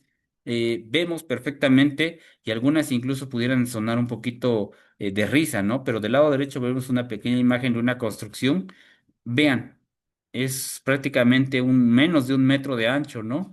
3 niveles y no sé, unos 15 metros, 17 metros de largo. Es una estructura bastante esbelta. Esta es susceptible a temas de viento. Aquí no tanto el sismo, sino más bien es el viento. La imagen que tenemos en medio es una imagen que habla mucho sobre la cultura popular de nuestro país. Inicia una familia siendo una vivienda pequeña de un solo nivel, un solo piso, pero resulta que al rato nacen los hijos, crecen y necesitas más espacio. ¿Qué haces? Pues construyes un siguiente nivel, ¿no? Pero si se dan cuenta, las dimensiones de la planta baja con respecto al primer nivel ya cambiaron. ¿Qué haces para ganar más espacio? Ah, pues construyes sobre la marquesina o sobre los volados. Después crece más la familia y al rato el hijo o la hija se junta y se lleva al novio o la novia para la casa. ¿Qué haces? Pues construye allá arriba. Y entonces nuevamente sobre los volados, sobre las marquesinas, vuelves a construir y amplías la sección, el volumen que tenemos original. Si ustedes ven, la construcción nació siendo una construcción pequeña, pero conforme va avanzando el tiempo, y ahí exagero, perdón, este, la construcción se vuelve con esta condición. Es un péndulo invertido. Entonces, obviamente, como hay mayor masa en la parte superior, pues el momento flexionante de toda la estructura va a ser mucho mayor y la base es la que va a sufrir. Y como es una base que no tiene muy buena resistencia, pues seguramente en un sismo es de lo más que se va a dañar en esta construcción. Por nuevamente tiene que ver con a veces no utilizar criterios adecuados de diseño sismo resistente. Seguimos entonces. justo antes de irnos a la pausa mencionábamos el tema de las viviendas en riesgo y alguien comentaba y decía, pues justo que a lo mejor el compañero Ernesto decía puede ser inteligencia artificial, ¿no? Y en eso, pues bueno, me tomé el atrevimiento comentarles, este, vean esto, esto es en Xochimilco. Esta es una vivienda que es justo lo que les comentaba. Es una construcción pequeña, inicia siendo una vivienda de una sola planta y conforme va avanzando la construcción, conforme va avanzando los años, se va ampliando. Vean, de ser una vivienda pequeña va ampliando y crece una sección bastante considerable, ¿no? La estructura está de pie, está intacta, vean, pero pues bueno, el defecto que tiene es que cada vez que construyen un nuevo nivel, pues van ampliando y van construyendo sobre los volados o sobre las marquesinas. ¿Sí? Entonces, vean que pues sí, aunque pareciera imágenes de risa o parecieran inteligencia artificial, pues nos damos cuenta que no es así, ¿no? La población al día de hoy sigue construyendo este tipo de viviendas y si revisamos un poquito a detalle, se van a dar cuenta que la cimentación pues no es la mejor, ¿no? Tenemos un muro de mampostería, pero vean que tiene columnas y luego tiene unas traves, pero pues no están unidos o ligados entre sí. Abajo tenemos un portón, que pues realmente entonces, ¿qué es lo que carga la construcción? Abajo tenemos marcos de concreto con traves y columnas y muros de concreto y luego lo que sigue pues es mampostería pura. Pero vemos que vamos teniendo una irregularidad en altura y en planta con respecto a los niveles consecutivos y las fachadas, si se dan cuenta, pues difieren considerablemente una con respecto a la otra. En este entrepiso, si se dan cuenta, es un muro completamente ciego, un muro cerrado, pero en los niveles superiores tengo una fachada abierta, ¿no? Entonces, en la parte de arriba tengo una construcción flexible, un entrepiso flexible, y aquí tengo un entrepiso rígido. Y aquí tengo ventanas, lo que me hace que esta zona sea más rígida que el resto de la construcción. Y bueno, tenemos ahí diferencias. Este, Ahora bien, esta no es la única construcción. Vamos a ver.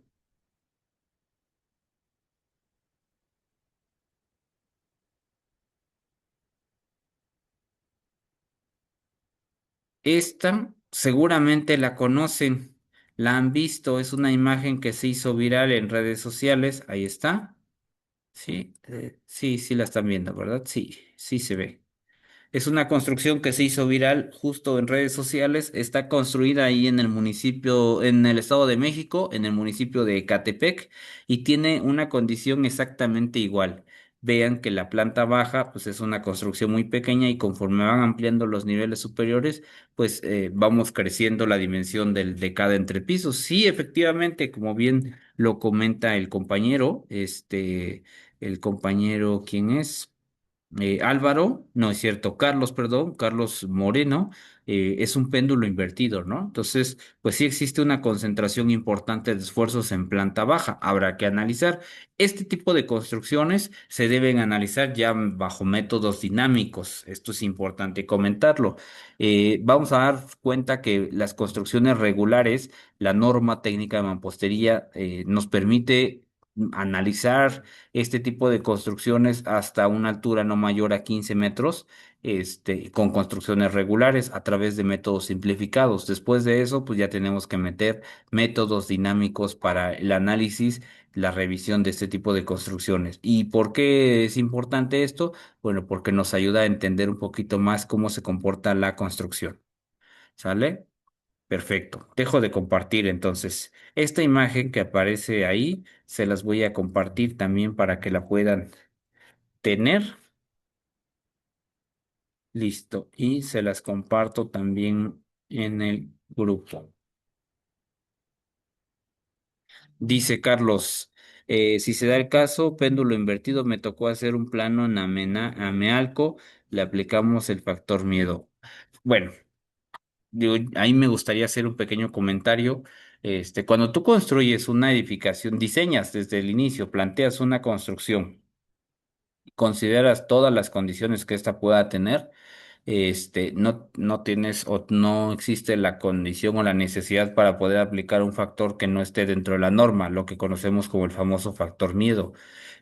Cuando se aplican ese tipo de factores, normalmente es porque a veces tenemos incertidumbre del comportamiento de la estructura. Por eso es importante analizar con las diferentes condiciones que se puedan presentar para tener como que un detalle más del comportamiento de la estructura. Perfecto, seguimos entonces. Gracias. Por ahí ya vi que me hicieron llegar una pequeña imagen. Igual la voy a poner. Me regreso a la presentación y bueno. Estos que ustedes ven ahí en pantalla son casos que nos vamos a encontrar en cualquier parte de nuestra región. En Querétaro, si nos vamos a dar una vuelta por la zona alta, en la región donde tenemos laderas, por ejemplo, o las comunidades alejadas de la ciudad, nos vamos a encontrar condiciones muy similares a estas que vemos aquí o otras todavía más críticas. Y bueno, a eso súmenle la parte del procedimiento constructivo, la falta de supervisión muchas veces pasa. Bueno, hace 2 años me pidieron apoyar a un compañero, ir a revisar una construcción en Querétaro, justamente. No voy a decir la ubicación, pero me piden hacer la revisión y visualmente tenía demasiados problemas constructivos. De entrada, por ejemplo, las nervaduras que normalmente deben de tener 10, 12 centímetros en la losa pues tenían grosores de 2 o 3 centímetros, ¿no? Donde solamente pasaba la varilla. En algunas partes se eliminaron muros, se eliminaron traves, solo los castillos soportaban toda la carga. Bueno, una serie de problemas ahí bastante complicados. La tubería que quedó enterrada en algunas partes y en algunas otras sobresalía. Bueno, muchas cosas, ¿no? El proyecto consideraba un análisis estructural que al final, por lo que vimos, no se hizo de manera adecuada, pero bueno. Entonces, en el capítulo que vamos a hablar de construcción, justamente es poder atender estos requerimientos que vemos ahí en pantalla. La norma, por ejemplo, nos maneja algunas recomendaciones para la colocación de instalaciones y esto que vemos aquí en pantalla, en definitiva, está mal, ¿no? La norma nos menciona cuál es la separación que debe de existir entre el castillo y la primer ranura. Esa es una. La segunda nos habla sobre que no se permite la colocación de ranuras diagonales. Esta también está mal. No se permite ranurar más allá de un cuarto del espesor del muro. Esta caja seguramente ha de tener como unos 8 o 9 centímetros de profundidad, lo que inhabilita esa parte y entonces no cumple, ¿no? Y adicional a ello, pues en esta parte seguramente doblaron o cortaron las varillas y ranuraron la cadena para poder pasar con la cantidad de mangueras que tenemos acá. Entonces, eso en definitiva está mal. Y aunado a ello, pues obviamente el mal pegado de las piezas. La norma me habla sobre el relleno adecuado de todas las juntas y mantener un ancho de junta, un espesor de junta para todos los muros de mampostería que, bueno, que estamos viendo, pues aquí no se cumplen con todas estas condiciones. Obvio, lo vamos a ver más adelante. Del lado derecho, aquí yo observo la falta de confinamiento en el muro. Algunos muros, por ejemplo, este tampoco tiene confinamiento, este tampoco tiene confinamiento, y por lo que se ve aquí, colapsó parte del muro y seguro no tenía una buena continuidad, ¿no? No estaba bien ligado también. El tema del vaciado del concreto, que bueno, es evidente esta condición. Vean esta otra imagen, en mampostería con refuerzo interior. Tenemos una grieta aquí. ¿Y a qué se debe esto? Pues bueno, puede ser un tema de asentamiento, un tema de hundimiento, pero cuando nosotros revisamos esto, pues resulta que la celda de la esquina donde se debe rellenar con concreto mortero, pues no estaba rellenada, ¿no? El tema de las ranuras excesivas, a veces el plomero, el electricista, el de la instalación, el plomero, el carpintero, el electricista, el que vaya a colocar alguna instalación, pues a veces ranura en exceso nuestros muros. Y bueno, malos procedimientos constructivos. Entonces tenemos que sumarle a la parte del diseño estructural y del buen proyecto, pues todo el procedimiento constructivo.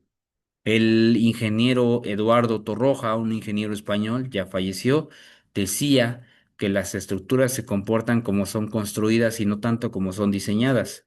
Porque tú puedes tener un diseño muy bien, muy refinado, muy bien hecho, pero si en obra se hace una condición diferente a lo que tú planteaste, pues la estructura va a tener un comportamiento diferente. ¿Sale?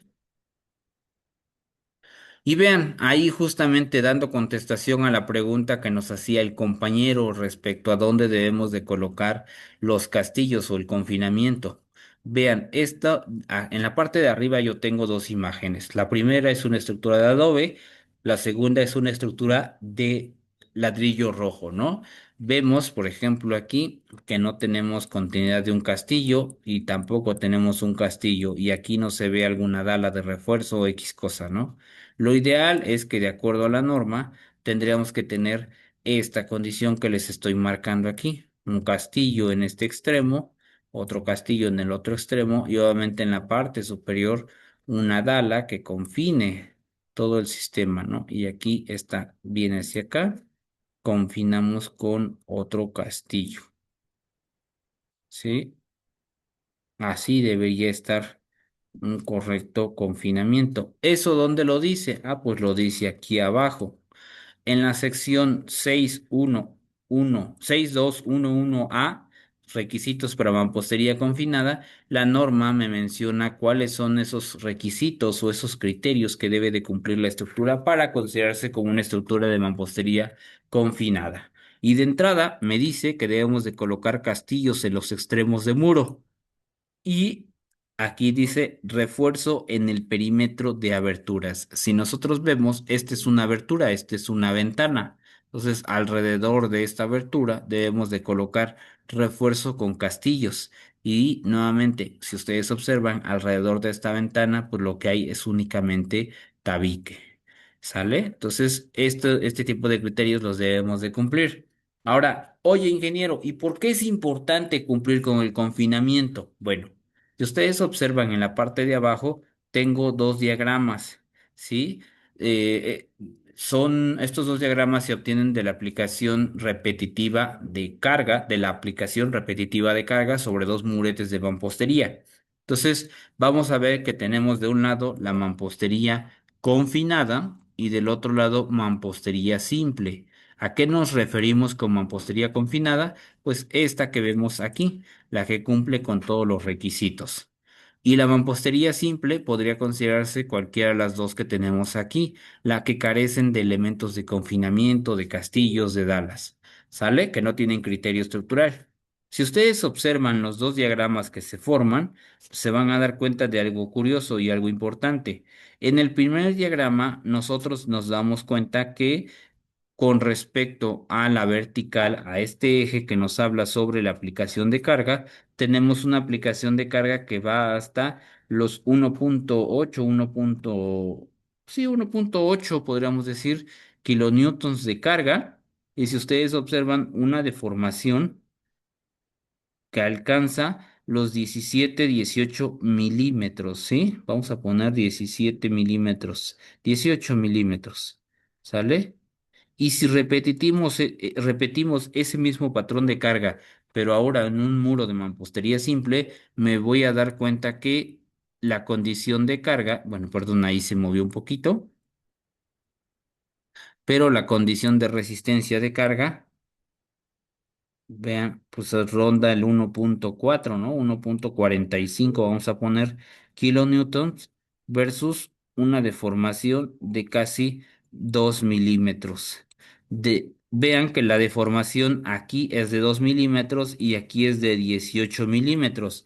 Si ustedes observan, un muro de mampostería bien confinado tiene mayor capacidad de deformación y mayor capacidad de distorsión antes de llegar al punto de la falla y eso me implica mayor resistencia a carga vertical. Vean aquí justamente esta conclusión. Entonces, vean que pues ronda entre el 30 al 40, 45% de resistencia y de capacidad de distorsión lateral, un muro de mampostería bien confinada a un muro de mampostería simple. He ahí la importancia de poder confinar adecuadamente una estructura de mampostería. ¿Eso a qué me lleva? A que entonces mi estructura de mampostería bien confinada va a tener menores daños en el impacto, por ejemplo, de un sismo de baja magnitud, a comparación de una estructura de mampostería mal confinada como las que tenemos en la parte superior. ¿Dudas o preguntas con respecto a esto que acabamos de comentar?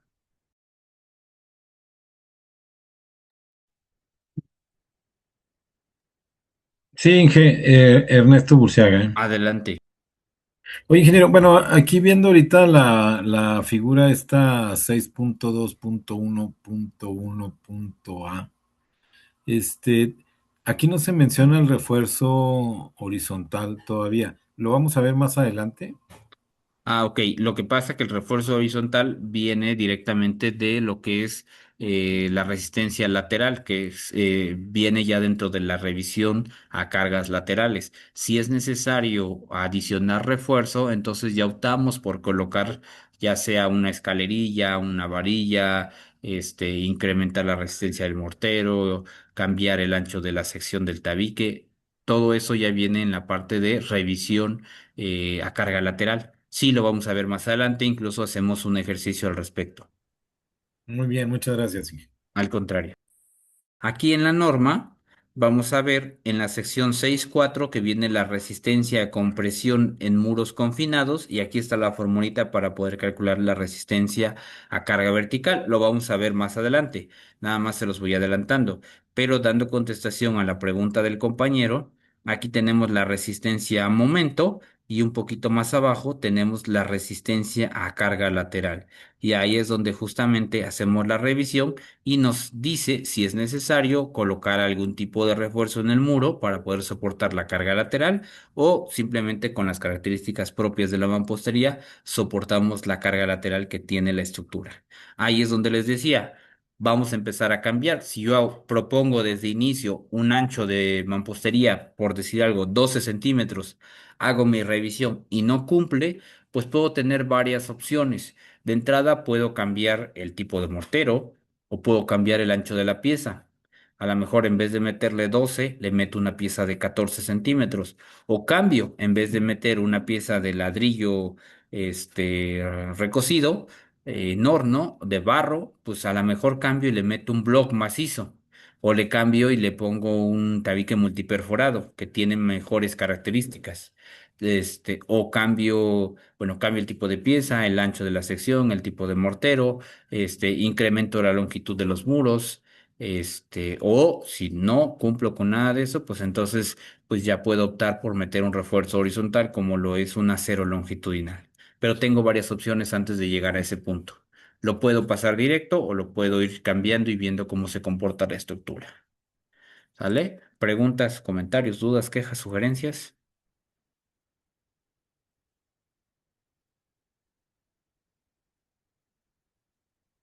Ok, perfecto. Y vemos ahí en pantalla, esta es la famosa mampostería reforzada interiormente. Ahorita vamos a ver las definiciones para cada uno de estos casos. Vemos del lado derecho, en la sección 7152, vamos a analizar justamente qué nos dice la norma. Me voy a esa sección de la norma, se las estoy mostrando ahí en pantalla.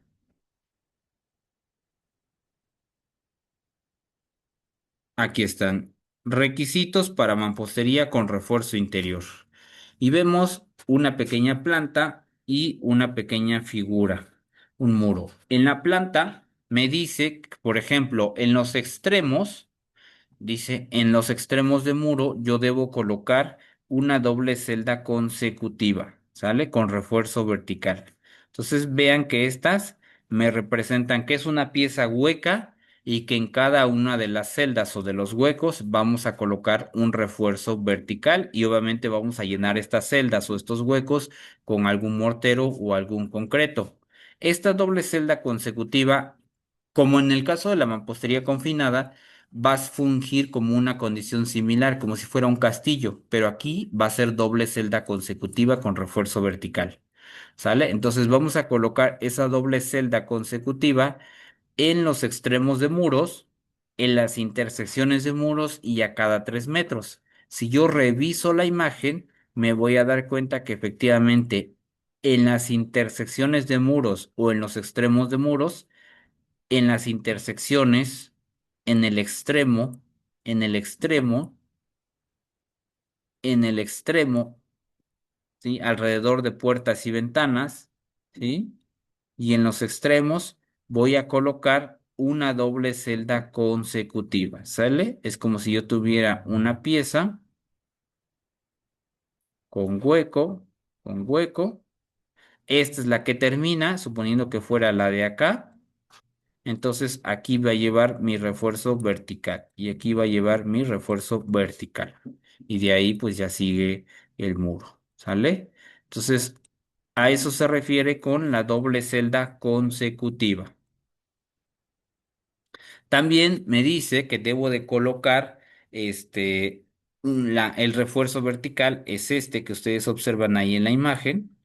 La separación del refuerzo vertical debe ser la misma que la indicada en esta sección, que es igual a 6 veces el espesor del muro o 80 centímetros. Si yo tengo un muro con un espesor de 10 centímetros, por ejemplo, entonces con 10 centímetros, perdón, 10 centímetros, si yo multiplico el espesor por las 6 veces que me menciona, serían 10 centímetros por 6, que esto me viene dando 60 centímetros, ¿sí? Que sería la separación que tenemos entre refuerzo vertical. Y aquí la condición es la menor de las dos, 6 veces el espesor del muro o 80 centímetros. Entonces, en este caso que acabo de hacer aquí, el correspondiente de la separación del refuerzo vertical sería de 60 centímetros. Y eso ahorita lo vamos a ver porque es importante. ¿Sale? Al final cerramos o rematamos nuestro muro con un elemento de concreto, como lo vemos aquí. Puede ser una dala, una cadena, una losa, pero al final es la que va a ligar todo el sistema constructivo.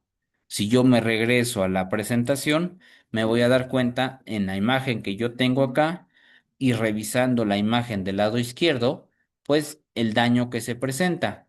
Primero, si la revisáramos con la normativa actual, me dice lo siguiente: yo tengo que tener refuerzo vertical a cada 6 hiladas o 80 centímetros. Si yo tengo un muro de 12 centímetros, pregunta cuánto es igual a 12 centímetros por 6 veces. 6 por 12, ¿cuánto les da? 72. 72 centímetros. ¿Sí? 72 centímetros. La pregunta del millón, entre esta y esta, ¿hay 72 centímetros? No, No. Mm, Es correcto, no hay. Ahora, alguien pudiera preguntar, ¿por qué entre esas dos distancias? Ah, bueno, si ustedes observan, aquí se ve pues un choricito, ¿no? Ahí de color gris. ¿Qué me representa esto? Pues es la celda donde se vació el concreto del mortero y aquí está la varilla. Y del otro lado, si ustedes observan, no se observa ninguna más hasta llegar a la del extremo. Pero vean, algo importante, si ustedes le ponen atención aquí en este círculo que estoy encerrando, se van a dar cuenta que las piezas quedaron colgadas. ¿Sí? ¿Por qué quedaron colgadas? Porque ahí se observa un pedazo de varilla. Esta varilla era un refuerzo vertical mismo que nunca se coló. La celda no se coló. ¿Qué pasa con eso? Pues obviamente no va a trabajar como un elemento de confinamiento interno o de reforzamiento interno porque solamente está el acero. Entonces, pues no trabajaba, ¿sale? Entonces, la separación real que tenía era de aquí hasta acá. Y del otro lado, igual, misma condición. Esta era la distancia. Nuevamente, la pregunta, ¿tenemos 72 centímetros en esa distancia entre este elemento y este elemento? Pues la verdad es que no, ¿sí? Entonces, bueno, por eso es importante revisar qué pasó. Esto en el sismo de 1999 en la ciudad de Tehuacán, Puebla, genera daños de este tipo. en la construcción. Entonces, al revisarla y analizar el proyecto, pues resulta que efectivamente había una mala conceptualización del sistema estructural y genera esta condición de falla. Si ustedes observan, el sistema de piso o losa no se deforma, no se deformó. ¿Qué provoca esto? Pues que el sistema se pueda reforzar o se pueda rehabilitar. Se apuntaló, se cambiaron estos muros, se le metió mampostería nuevamente y la estructura está lista para volverse a ocupar o a utilizar. ¿Sale? Perfecto. ¿Dudas, preguntas, comentarios, quejas o sugerencias?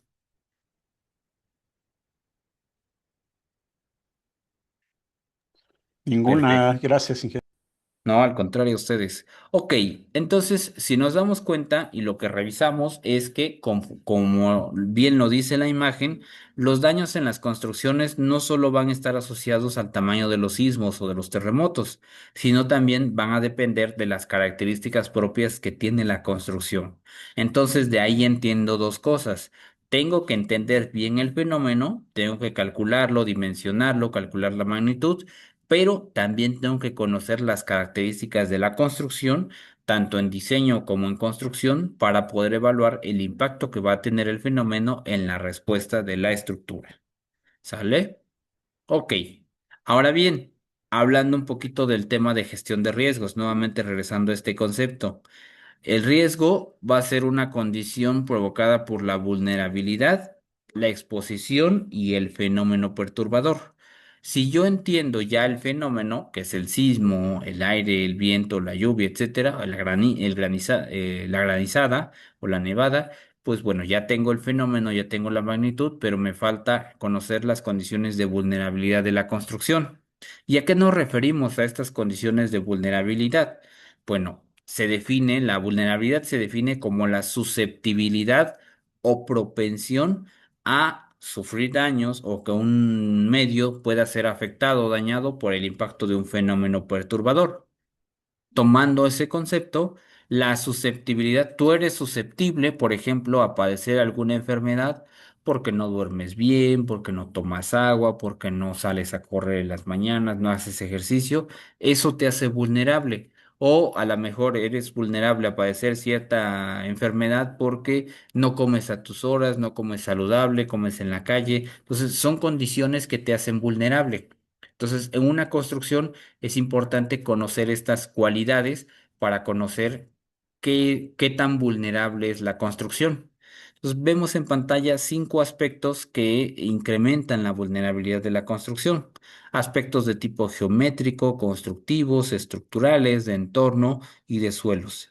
Más adelante vamos a ver estos aspectos geométricos que tienen que ver con la irregularidad en planta, en altura, en elevación, en masa, en rigidez, en resistencia. E incluso les voy a mostrar un pequeño formato que en algún momento publicó el Instituto para la Seguridad de las Construcciones para evaluar el nivel de vulnerabilidad estructural de una edificación, ya sea vulnerabilidad alta, muy alta, baja, media o baja. ¿Sale? Pero bueno, eso lo veremos un poquito más adelante. Aspectos constructivos que ya lo veíamos, el tema de la mala supervisión, de la mala construcción.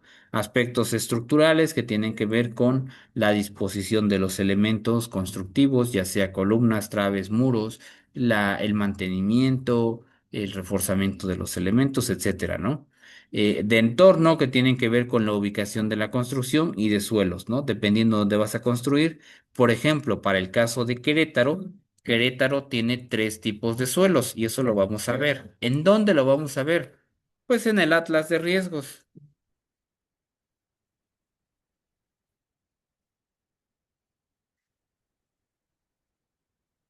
Ahí está. Y vamos a encontrar el Atlas Municipal del estado bueno, del municipio de Querétaro. Aquí está, la versión es de 2015, para 2026 llevamos 11 años. ¿Qué tenemos que hacer? Pues meterle un poquito de carrera porque ya tenemos 11 años sin la actualización del Atlas local. Pero bueno, regresando a esto, ¿cuántos tipos de suelo tenemos? Tenemos 3. A ver,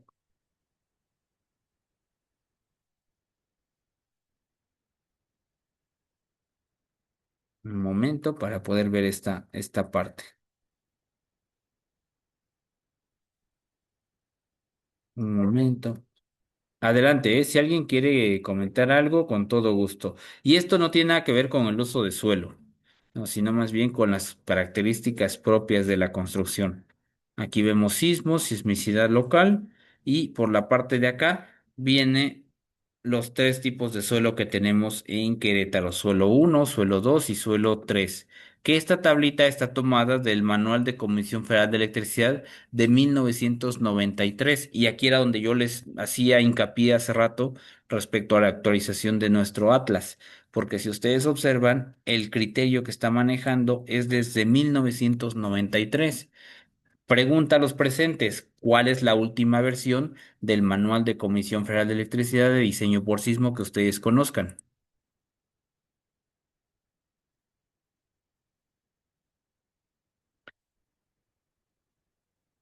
2015,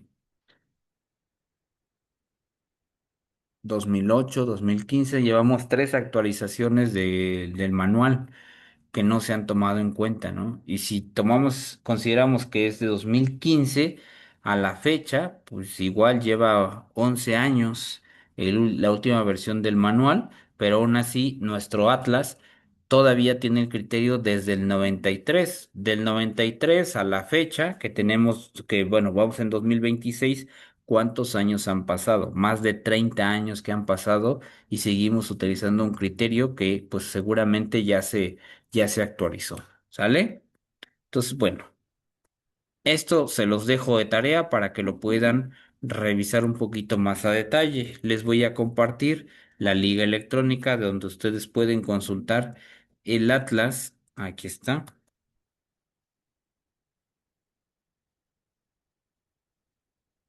del municipio de Querétaro.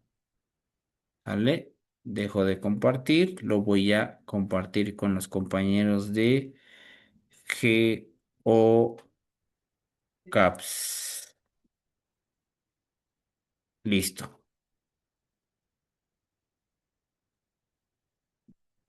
¿Algún otro compañero que sea de otro estado diferente que nos esté viendo a través de su computadora en alguna otra región, en alguna otra zona diferente al estado de Querétaro?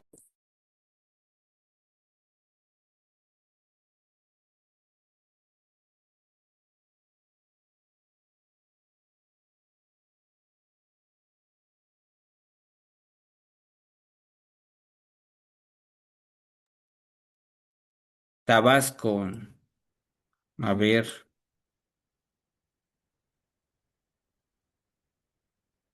aunque tenemos un Atlas Nacional de Riesgos, aquí está bien.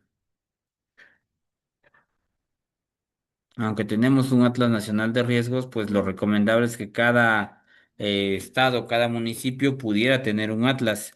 Si ustedes observan, este es el Atlas Nacional, pero déjenme ver si tenemos el Atlas. Aquí está, Atlas de Riesgos del Centro. Seguramente este es un archivo en PDF, de 2015. Ok, sí, efectivamente. Vean, aquí está el Atlas. Alguien en algún momento ha comentado y ha impulsado que ojalá estos atlas pudieran ser vinculantes. Al finalizar el curso, bueno, no el día de hoy, pero sí más adelante, vamos a ver por qué la importancia de vincular el atlas de riesgos a el reglamento de construcciones local. ¿Sale? Perfecto. Me regreso entonces a la presentación. Pues bueno, varios aspectos que impactan en la vulnerabilidad de la construcción. Les comentaba, vamos a ver este formato para evaluar el nivel de vulnerabilidad que tienen las construcciones. Lo vamos a implementar en una clase futura. Y vemos ahí que justamente hablando un poquito de estas condiciones de regularidad estructural, tienen que ver con bueno, con los requisitos geométricos y estructurales que se recomienda que todas las estructuras pudieran cumplir. Esto, pues, para tener un mejor comportamiento y obviamente también reducir costos en la construcción. ¿Por qué? Bueno, cuando una estructura es regular, la dimensión de los elementos son menores, a diferencia que cuando tenemos una construcción irregular. Para yo satisfacer la demanda de esfuerzos que presenta una estructura irregular, necesito elementos más robustos, más fuertes, con mayor cantidad de acero. Y eso, pues, puede generar una construcción más cara, ¿sí? Entonces, por eso es importante, pues, implementar todos estos tipos de análisis. En algún momento, en una conferencia, el doctor Renato Berrón, el director del Instituto para las Seguras Construcciones, comentaba una iniciativa que tiene para implementar en las nuevas carreras de arquitectura esta nueva materia que se llama arquitectura sismorresistente, que trata de enseñar a los alumnos de arquitectura pues la importancia que tiene el conocer las condiciones de regularidad estructural porque muchas veces los proyectos nuevos, los de las nuevas generaciones, son un poquito muy, pues digamos, tienen algunas características que los hacen complicados, ¿no? Y los hacen irregulares. Y eso, pues a veces complica un poco la labor del ingeniero. Hace más caro el tema del análisis y de la construcción. Pero es un poco más complicado poder predecir el comportamiento que pueda tener la construcción. A diferencia de una estructura regular, donde tienes un buen dimensionamiento, donde tienes un buen sembrado de elementos, pues obviamente es mucho más fácil predecir el comportamiento que va a tener la construcción. Entonces, entramos en un rango de confiabilidad. Ahí en pantalla les dejé ese libro que en algún momento, en alguna conferencia, el doctor Eduardo Reynoso publicó, y traía, la verdad es que manejaba el concepto de irregularidad y de regularidad estructural de una forma muy entendible. Les dejo ahí la dirección electrónica por si alguien lo quiere consultar. Incluso está la conferencia, luego también se las voy a compartir. ¿Sale? Perfecto. Hasta aquí me gustaría preguntar a los presentes si tenemos alguna duda, pregunta, queja o sugerencia.